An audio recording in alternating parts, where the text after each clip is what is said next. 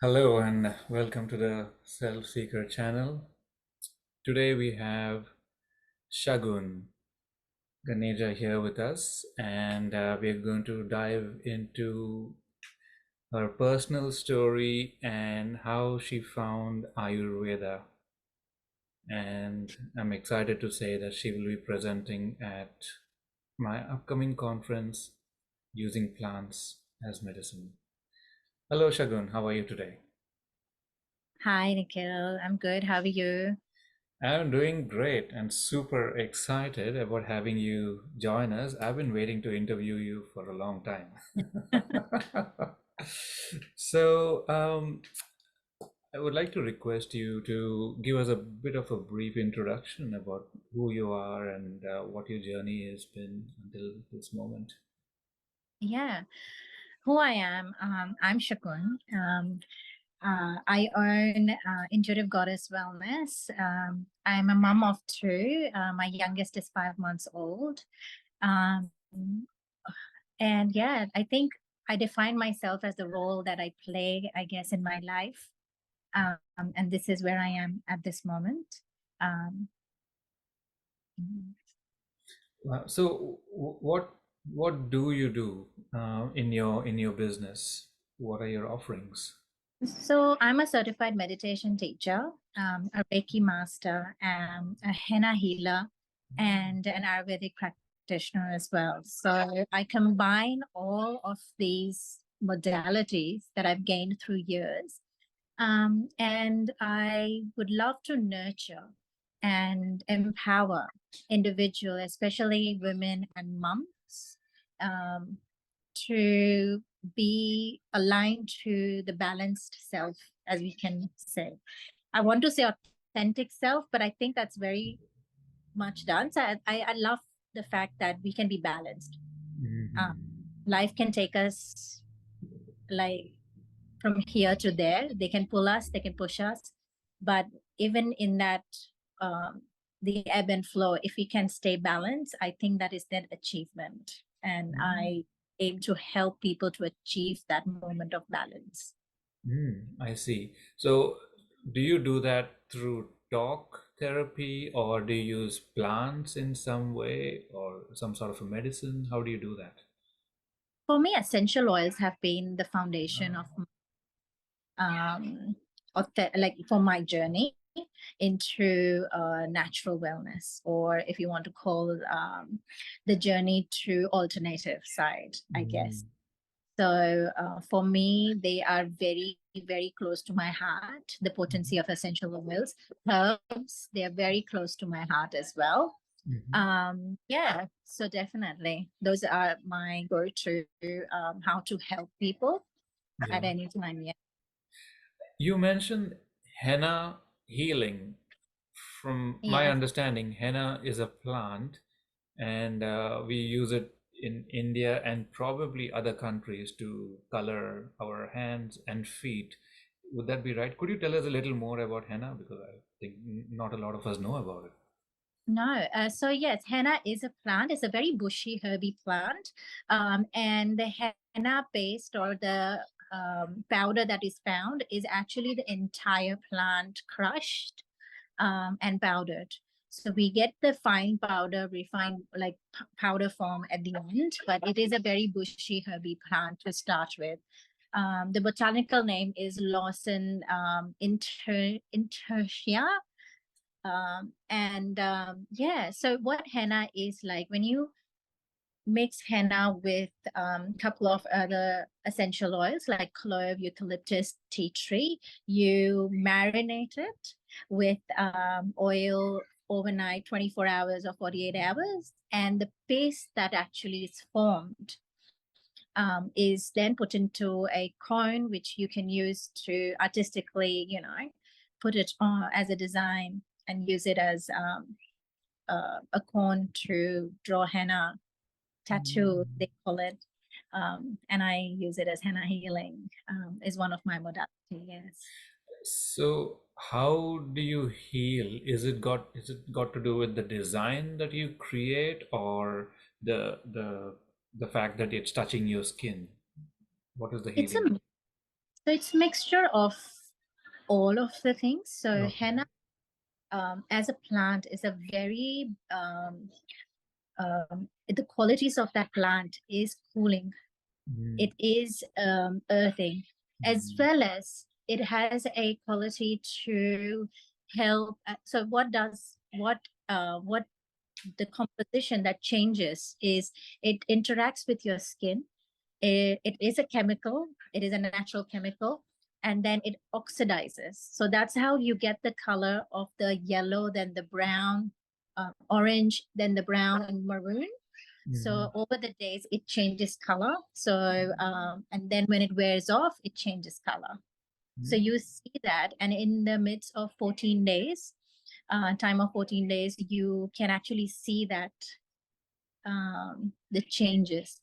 So when in my henna healing service that I offer is more to do with women or anyone that comes in. There is this intention of, and whatever they come with at present. I have done henna on the knees. I have done henna on the forehead. I have done henna, on the back. So something that is very close to that individual person. And sometimes I've found that that's where their aches and pains are. And it helps to unlock that particular particular joint or particular muscles or a blocked emotion, and I work with that. So yeah, that's how it works with me. Yeah. Wow. Because traditionally, is it the women who are about to get married who have designs on their hands and feet? Is that That's what it right. is? So back in the days, it was not even just the women, it was men as well. So in India, the wedding days is not just one. It is like 7 days of festivity, if you want to call it. So there is a lot that goes into it. So 3 days before, the henna is actually done to the bride and the groom, because it is also another thing, because it helps them to build up their immune system, because they're meeting so many people.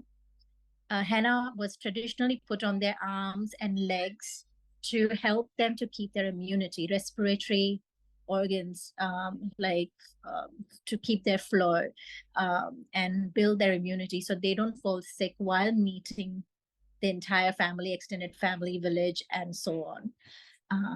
And that was the goal.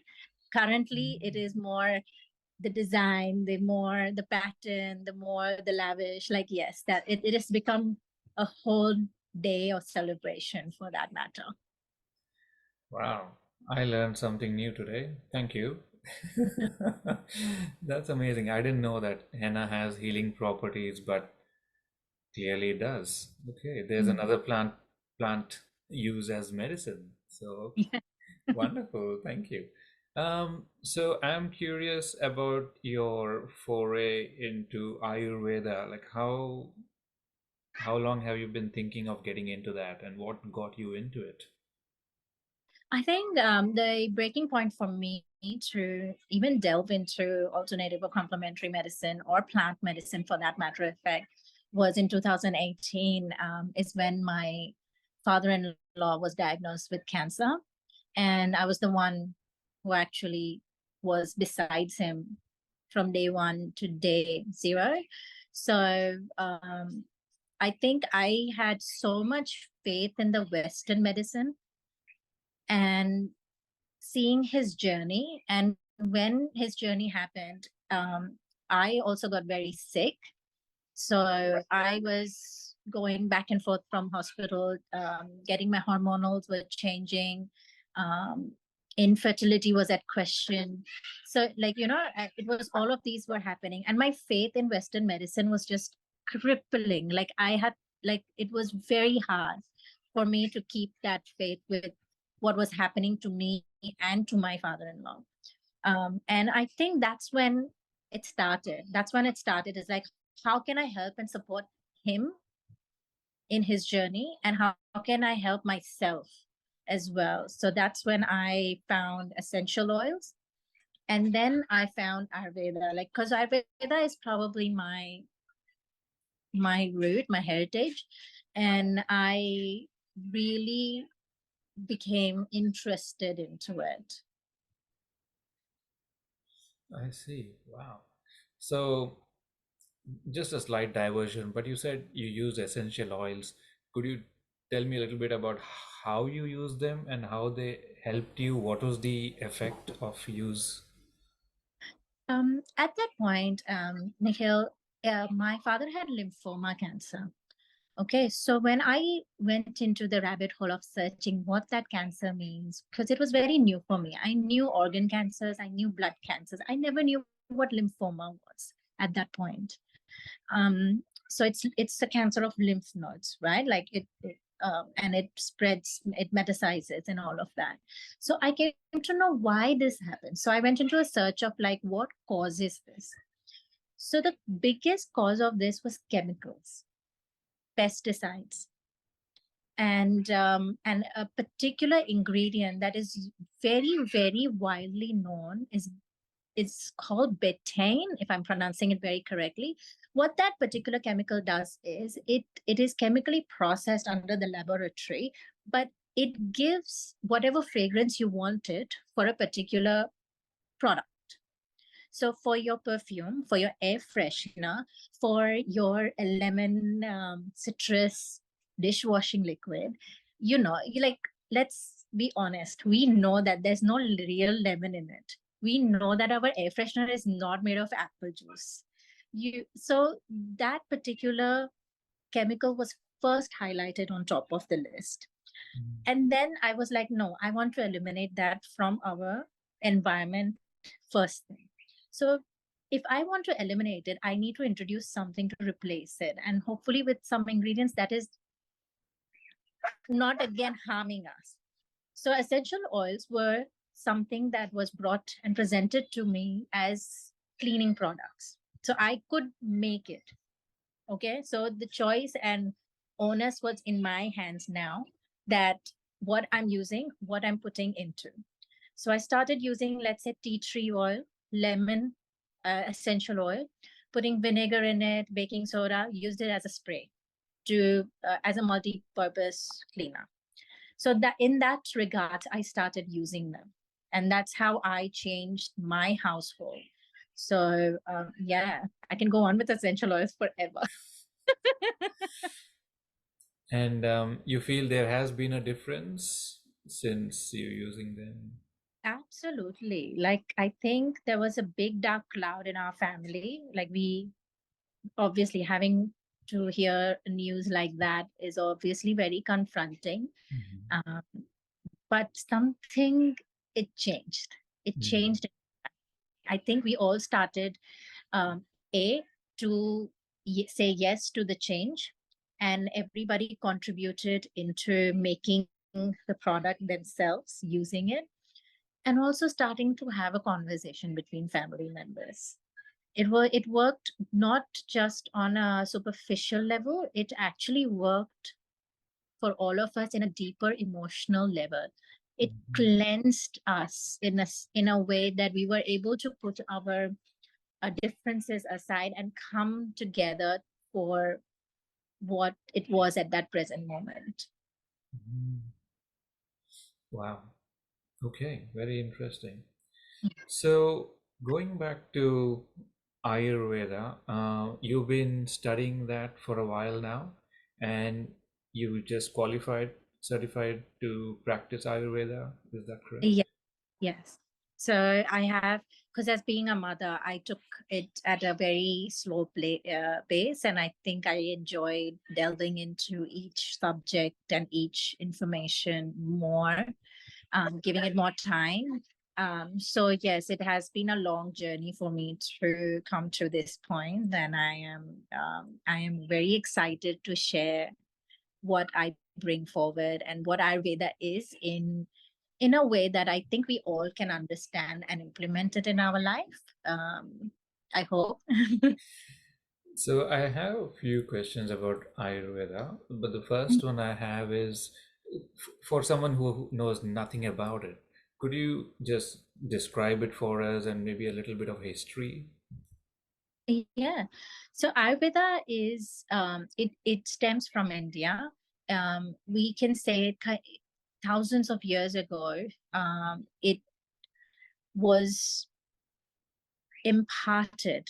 So the knowledge of Ayurveda comes from the Lord Vishnu, where it says that he was the one who had this knowledge, and he imparted um, to human when they came, like the brahmacharis, they called the saints.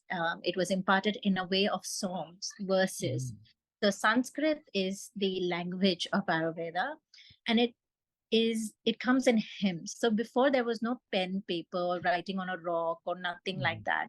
So it was more about singing, chanting, and that knowledge being imparted from guru disciple. Okay. So there was always a relationship between a guru and a disciple, and that's how the knowledge was imparted to.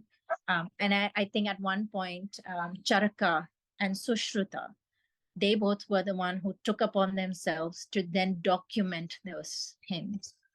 So we Okay. have Charaka Samhita now as a textbook, as the Mm. original textbook of Mhm. Ayurveda. And they are 6 volume of A-sized books. If you want to go and grab them, they are beautifully written. And if you find an English translation, that is amazing. And Sushruta Sameta. So that Sushruta is another um, guru, if we want to say.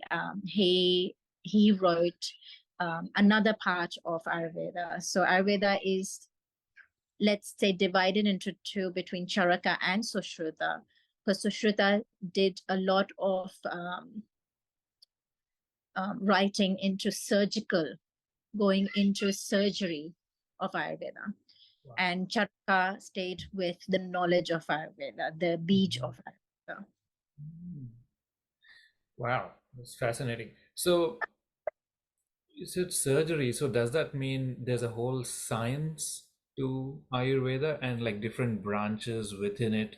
Like it could be surgery, maybe oils, maybe the food. Could you tell us a little bit about the different branches of Ayurveda? Yeah, there are. Let's just see Ayurveda as a beautiful old tree. I Okay. think that's how I can explain it. Yeah. Ayurveda, very holistic, Hmm. yet it is a science, Hmm. but it is a quantum physical science as well, because it actually takes your mind, your time before preconception, into your who you are right now. It talks about the 5 elements. Its foundation is 5 elements, Hmm. which are, I'll just say that if nobody knows, it's the ether, it's water, it's earth, fire, and air. The foundation is those 5 elements, right? And Ayurveda sees everyone and everything with that 5 elements. Right. And those 5 elements are then categorized or distinguished between 3 constitution, which are called the Vata, Pitta, and Kapha. And everybody has these elements present into their being, and the interplay between those elements and us as a human, and say the sun and the moon as well. Um, it is very beautiful. There's a lot that Ayurveda teaches and bees into a lunar calendar of being the moon phases, then where the sun is. For example, to make it simpler, is like when the sun is at the highest. So let's say 12 o'clock, wherever you are in the world. Let's say it's 12 o'clock, or if you're standing around at 1 o'clock, the sun is on the top of your head. That is when your Agni, your fire, your metabolism is the highest. So it is an interplay between your body and the up above, the ether. So I call it as a science, as science of life, but it goes beyond that if we delve into it. Wow. I've heard of Ayurvedic treatments. So, what is involved in an Ayurvedic treatment? So, in traditional Ayurvedic treatment, Ayurveda looks at you as a person, right? Treatment is when you feel that you are not balanced. Okay, Ayurveda looks at you when you, as a person, when you were born with a Prakruti. Okay, so what is that Prakruti? As I mentioned, that the Vata, Pitta, Kapha that you have, the three constitution, you are born with one dominant constitution, but you still have the other two in you. So those five elements are there in you, but let's say two elements are always dominant. And in Ayurveda, your life purpose is to live in balance, to live in your Prakruti. And as we know, life can, throw so many stresses at us, right? So it can pull you. Let's just say motherhood. A mother goes through, having a child in the body. So that is not even in your hands. That changes the mother's Prakruti completely. But then coming back to, so when a person is not living his Prakruti, that person is living in his Vikruti, which is the imbalanced form. Okay. So when you talk about the treatment are used or implemented or given to a person to bring them back to their natural self. Right. So they can be more happy, more joyous. They can be more optimistic. And they can then serve the society and themselves with a bigger purpose, what they were meant to be here for. So what are the different forms of treatment to bring them back into Prakriti? To put anybody back to the Prakriti. So it is, the different forms can come in a way. For me, as a mother, as a postpartum, we don't do a lot of treatments because that is my natural way, natural rite the passage, if you want to call it. So it is very slowly for a woman to go back to its Prakriti. Okay. But if, let's say, somebody presents themselves with weight gain, okay, with underlying, they might have his family history of something, a heart or rheumatoid arthritis, like anything that comes with weight gain. Okay, so let's take a case. In that way, I can present it a little bit more understandable. In that case, like, there are treatments called like panchakarma. Okay. Yeah. So panchakarma is a traditional treatment where they cleanse the body, they purify the body, and then they nourish the body. So, so if a client like a weight loss, there is an amma, there is toxin in the body. So amma, where I'm introducing a new word, it's an Ayurvedic term for toxins that are developed inside your body. And when I say your body, in Ayurveda, digestive fire or digestive system holds a lot of weight. Everything starts from what you put in your mouth, how it is digested, and how it is excreted. So the entire digestive system is a beautiful dance, which any Ayurvedic practitioner will be very intrigued if you go for a consultation to understand your digestion from A to Z. So any toxin built up into any part of your digestion is a toxin that an Ayurvedic practitioner would want to take it out. So in our case study, what we talked about, a person gaining weight, that means there is an issue of, the nutrition being accumulated. Like it's a part of fat being accumulated. So the fire, the metabolism is less. The fire is less. So how do we take care of that? So we need to first take out the toxins. Right. So how do we do that? In Australia, we are only able to do very few treatments in comparison to any other part of the world, actually. Oh, So I in see. not do a lot of treatment. I can touch base right now, but don't hold me to it. Yes. So Virechana, so there's there's purgation. So any blockages found in any part of the body, we want to take it out from the nearest possible hole Oh, centered in the body. So okay. if you have sinus, you want to take it out from the mouth. Mm-hmm. It's purging it out. Mm-hmm. Mm-hmm. So there's a nasal therapy. Mm-hmm.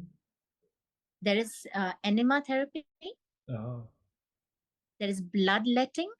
So okay. there are medicated leeches out there which you can use. Not in Australia. This is not allowed in Australia. But to purify your blood, there are a particular kind of leeches which is kept nearest to that organ to purify that organ. Oh, wow. So and the other one is Swedana with heat. Mm-hmm. So giving heat to the body, relieving, because our skin has pores.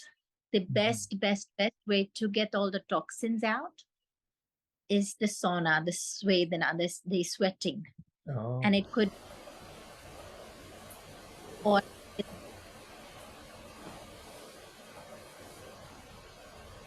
sorry, I lost you there.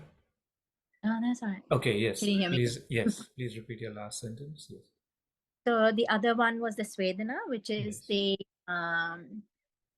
the steam therapy. Okay.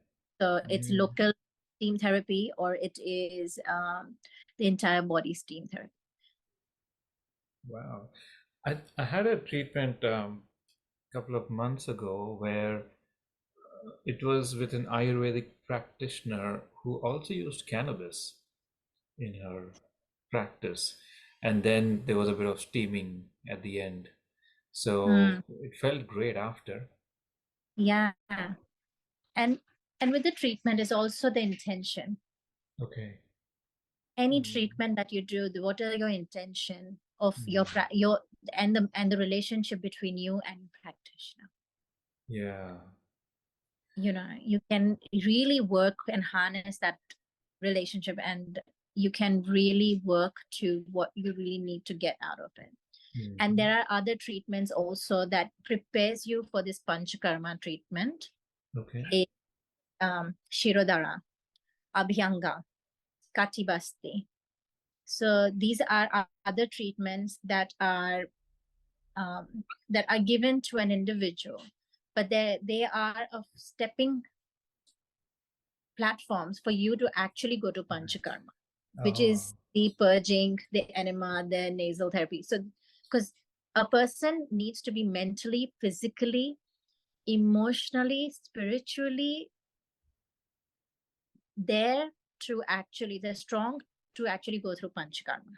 Because it can bring up, because when you're purifying, when you're cleansing everything, it actually brings things to the surface.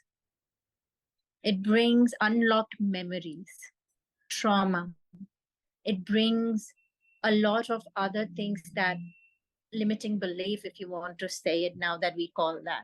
Yes. That come to the surface that a person will need to process it. Not hold on to it, but need to process it to then release that, and then to get their body back for what's next to come. So in Ayurveda, is there a connection between trauma that's stuck within the body, which then can be released if you excrete certain things which are, or purge purge things. Is there a connection there? Absolutely. Right. Absolutely. Why would a person would have weight loss, emotional eating, perhaps? What Mm. what is the deep down thought? Mm. Why is the Agni, why is it blocking? Where is it holding? Let's say we created the space, the Agni, the metabolic fire is beautifully lit up. But what is it that is holding back? Mm. Uh, then the talk therapy comes in.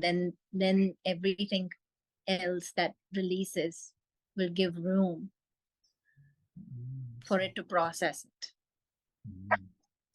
So, what area of Ayurveda are you focusing on? I'm currently focusing on the motherhood, the new mothers. For me, I feel that when a woman becomes a mother, it changes her life completely. As I said, it's imbalancing, right? She's living in an imbalance, which is not something that she knows. It's an unknown place. So I feel that where we are living in the modern world, in the modern life, where we have this divide, like living in a nuclear family and everything, I think we need to raise mothers as well in like a village. Like when the baby is there, everybody looks at the baby, but we forget about the mother. Oh, She also yes. nourishing. She also needs nourishing talk, not just the food or anything, but she needs Right. talk. She needs to be held with love, to be Yes. known that okay, you know, you are doing great, um, and you are you. You are not another mother. You are not another mother who is, who has it all together. Maybe Mm. maybe that person doesn't even have all together, but you know what I mean. Ayurveda has a space where the postpartum phase of a mother is very sacred, very it's a prime time where a mother can actually purify herself completely from any ailment or diseases, um, or she's in that vulnerable state where she can actually bring that ailment and diseases on herself as well. So it is a beautiful time where I think I would love to help mothers and women to really take uh, good care of them, if I can. And I'd be honored to help them. Yeah. Because you have lived experience of being a mother, you know what a mother would need. So I'm just curious, what would that look like? Meaning, you use Ayurveda to support someone who's gone through pregnancy or just completed the process of pregnancy. So what would that look like in terms of Ayurveda? In terms of Ayurveda, if a mother is accepting, because it's a lot of out there, like you don't want to show yourself. It's so vulnerable. But if we lean into that vulnerability, so to be held in that vulnerability would look like having an Abhyanga massage.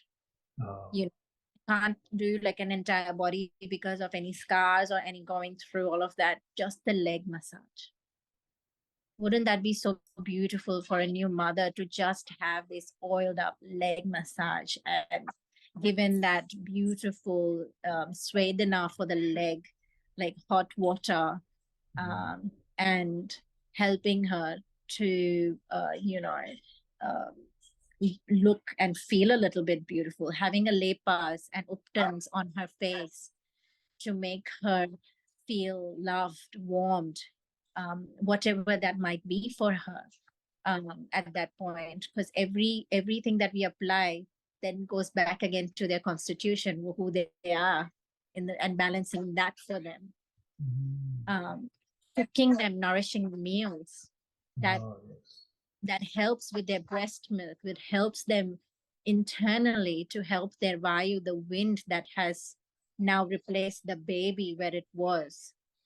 So helping that wind to subside and go into a downward movement to give her the space that she needs, her womb to go down, you know, come back to what state it needs to be. Yeah, giving her warm teas. So things that she can prepare herself as well. So she can also be part, that she can do it. There are meditation that can be done to connect her with her baby, because there are so many instances. And I think us mothers sometimes really beat ourselves up, but soon after pregnancy, after having a child outside, the process of birth is so traumatizing that you don't want to relate to anybody. And you sometimes find difficulty connecting with your child. And that is okay, you know. That is where we come into like process and like, let's make connection with the child. What does that mean? So you mentioned postpartum. Is there also prepartum and actual during the pregnancy?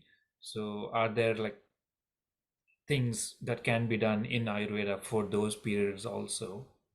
Yeah, I'm glad you asked that. Yes, every month of pregnancy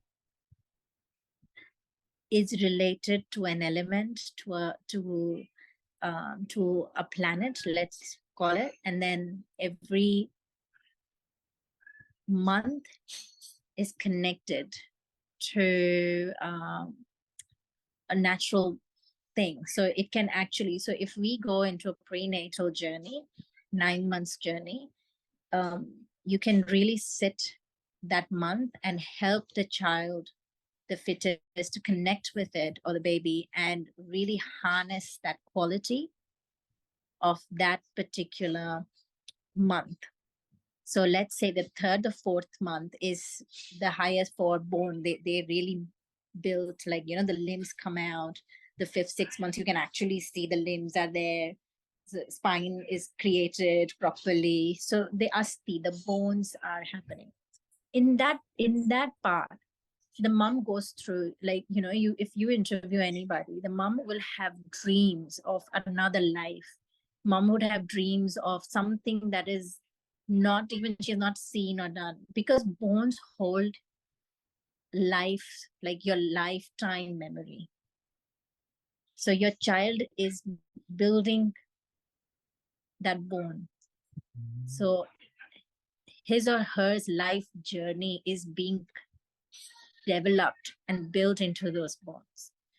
At that time, the mood of that mother will change.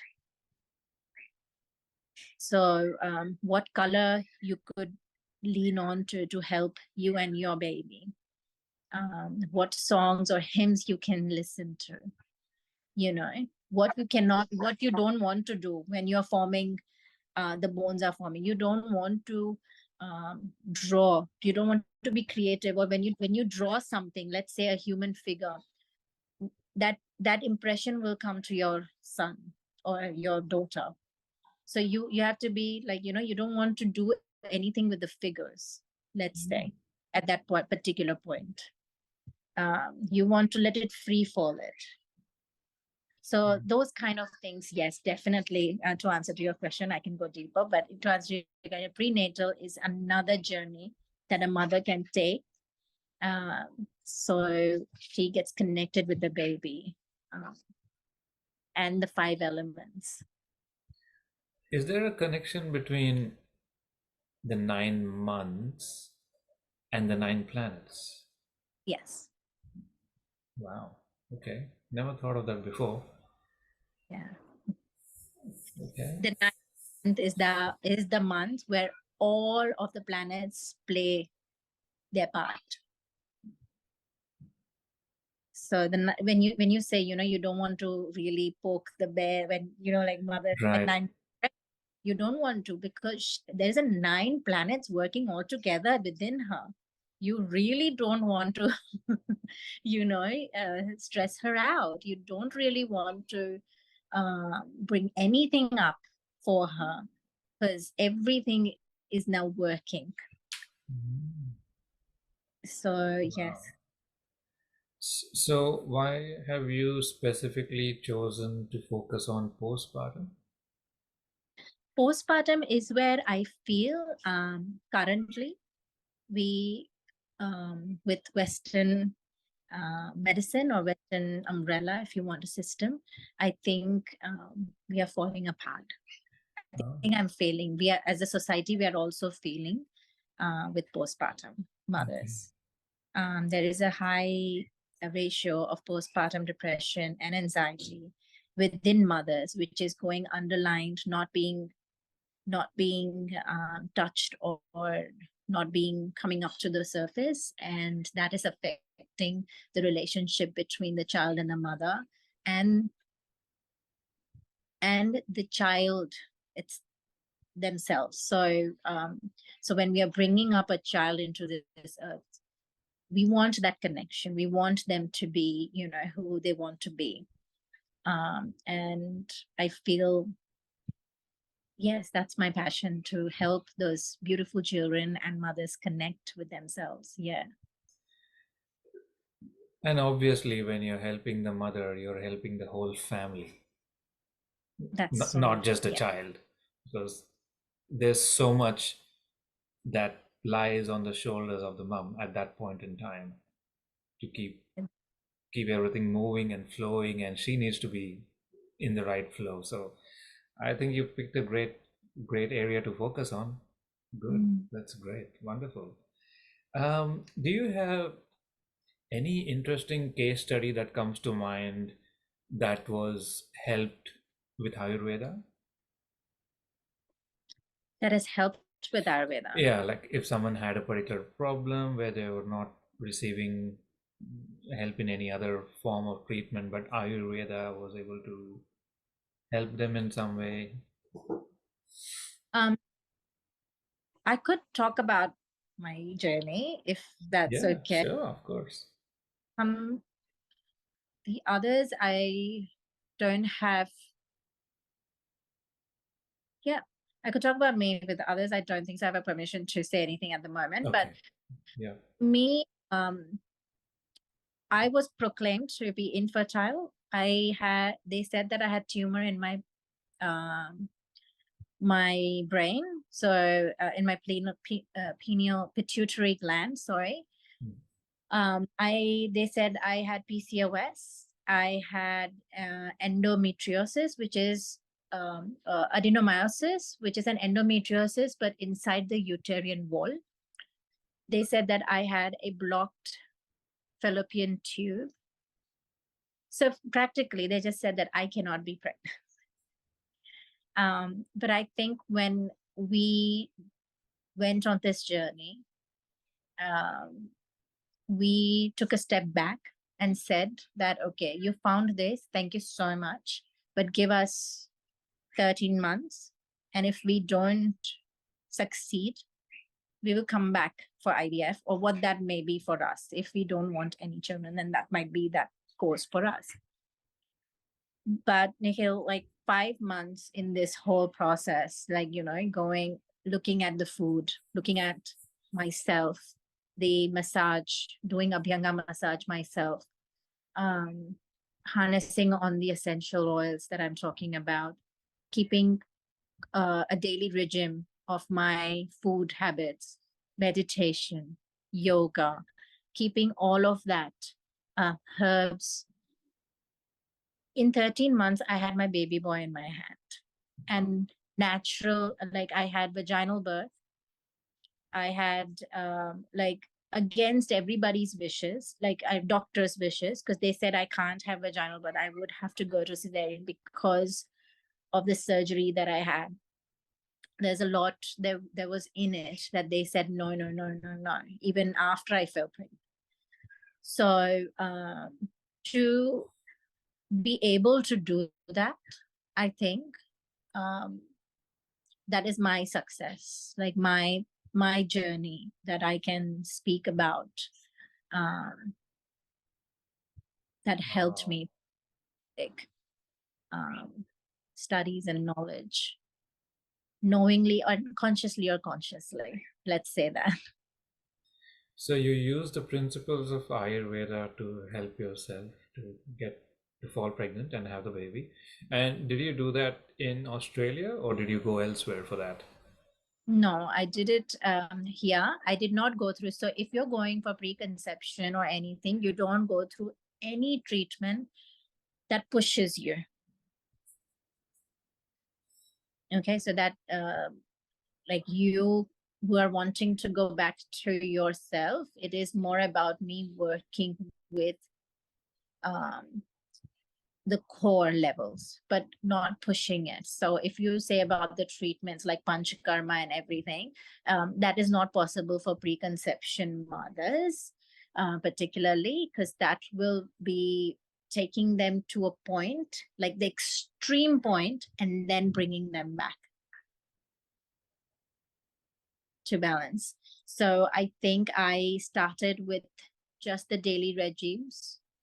And because I had gone through a lot of surgeries before, I started with purify. Like I felt I was purified enough then to start to come back to my gut microbes. So starting it from zero. So once you have done a panchkarma, there is another journey that you take. You take a journey to coming back to yourself. So eating, starting to eat things that bring your flora and fauna of your gut back. And then introducing food back again slowly. So that's where I started my journey. So I felt, and I was very, very much aware of what my intuition was saying and being at that point. So it was a dance because I was a very control, like I'm a pitta, a very control. Like every kapha, pitta, and vata have their attributes and qualities. And I'm a pitta and very like it's a fire and water. And my fire, like I need everything to be there, controlled. It has to be systemized. So I just came back to myself and I let the other control of outwardly just be. Oh, again, extremely interesting. So, you still continue to follow Ayurveda principles today in your daily life? Yes. Do you have maybe 2 or 3 tips that people could use to improve their life? I get that a lot. I Yeah, do get, but as I said, everybody is so unique. right. What I say right now to you or for us, it cannot be the same across the board, Ah, okay. right? So, what I would say the 3 things that everybody should follow is, or to bring awareness to themselves, is like to listen to your body. You know, your body is not lying to you. It's there. It's your soul where it resides, right? It's your vessel. It is talking to you every minute of the day. So if you have pain wherever you have, listen to it. Don't be afraid of it. The pain only starts because that is the last form of all the cells that are actually saying that, come on, listen now. It's enough. We have given you subtle remarks, but now it is high time you need to listen to it. So an ailment and a disease is a high time thing. Like it's like when your body has given you 10,000s of universal signs, if you want to say, and you have ignored all of them, that is when the ailment and the disease is going to form and show you, hey, now you listen. So listen to your body. It's speaking to you every time, every minute of the day. So talk to your body. Your meditation is very important, you know, to actually have a relationship with your body. Every cell is a beautiful symphony that you can program to whatever you want to. So what are you feeding yourself is feeding your body.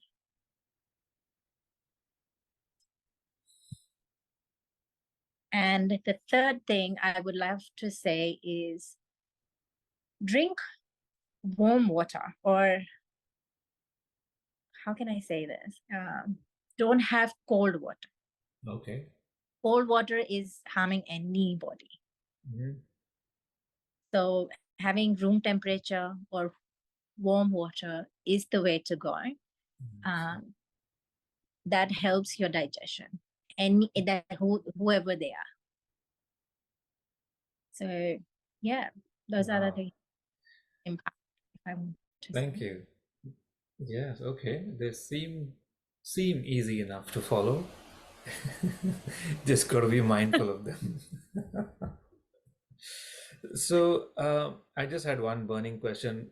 With the cancer, do you think cancer could have been prevented, or could it have helped the case, if we had followed Ayurvedic principles? Um, you're talking about cancer in general, or with Yeah, my in general, perhaps. general? Yes, definitely. I think it can be. Mhm. Definitely. Um, it's like a layers of onions as well. Um, and also, when you're in this naturopathic journey, or when you call yourself as an alternative medicine practitioner, there is a one thing that sometimes people tell you or come across is like, oh, you say a lot of these things, but you also fall sick. The Ayurvedic practitioner, or there have been gurus who have had cancer, throat cancer or something, and they have fallen sick and died. Death is inevitable. Yeah. It will come in every shape or form, right? Um, Diseases and ailment are preventable for sure. Death is not. Yeah. And when we look at it in an Ayurvedic philosophy or an Ayurvedic way, we are we have karmas, and our life is going to play that part. So at the end of the day, if somebody does die of cancer or die of any other disease or ailment, it's after you have followed an Ayurvedic lifestyle, and then you still have that. That is your karmic journey that you're cleansing your soul of in this lifetime. So that is the pain that you might have to go through. I know it sounds very out there, but that is a story that you have to play the chords to say goodbye,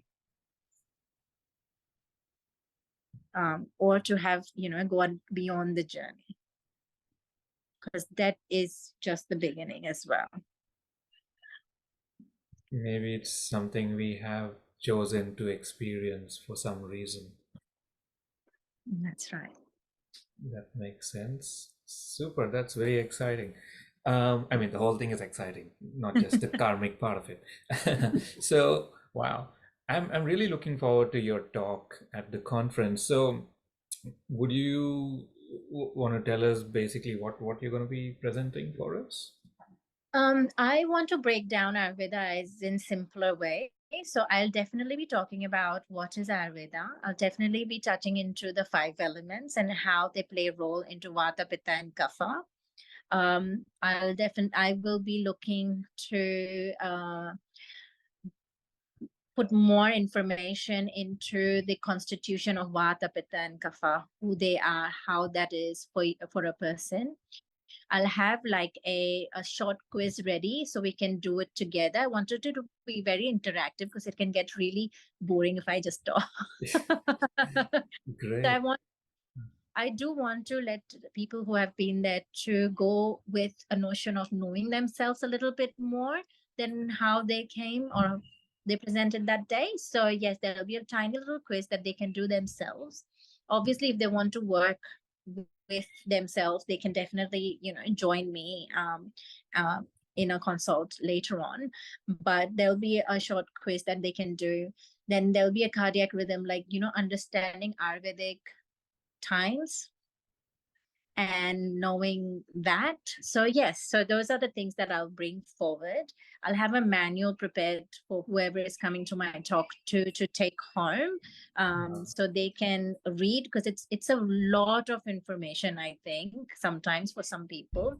And people have different way of understanding knowledge. It either can be audio, or like work, like going through the quiz and doing that, or sometimes you need to go back. It's like, oh, what was that person said? So I felt like, in a manual they can scribble, or they can have that with them, and they can go back and say, oh, this is what you were saying. So hopefully, yes, that's what I'm going to bring, and I can cover it in how much time do I get to fill on that platform? Oh man.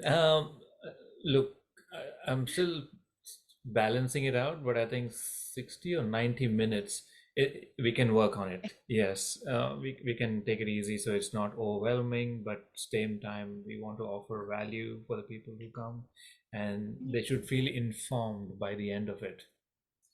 That's right. And you are offering consultations. You've started offering consultations now. Currently, I have consultations with Abhyanga Massage, which will be tailored to their particular constitution as well. Yeah. Wow. Yeah. So I shall put the links in so that people can get in touch with you and get to know more about the work that you do. Um, Wonderful. So do you have any last words with regards to the conference, or just your work, or Ayurveda in general, that you want to tell us? Last minute thing is that I'm grateful, humbled for this opportunity, Nikhil and Chelsea. I think you guys are doing amazing in the background. So I am really grateful and humbled for this opportunity to be here with you guys, and grateful for all the people that will be joining us and joining right now, listening to us in the time and space that they will be in. Yeah. So yes. I want to say I'm very grateful that I found you as a presenter to talk about Ayurveda, because obviously it is a big part of plant medicine and a lot of people don't know about it. So you will be bringing us a wealth of knowledge and showing us a different picture. So I think all of us are going to be looking forward to that. I'm excited. So yes, we'll see you at the conference. Thank you, Shagun. Thank you, Nikhil, so much. Thank you. It was a pleasure, absolute pleasure interviewing you and getting to know your personal journey. So thank you for sharing that with us. Thank you. You're welcome. See you around. Bye. Yeah.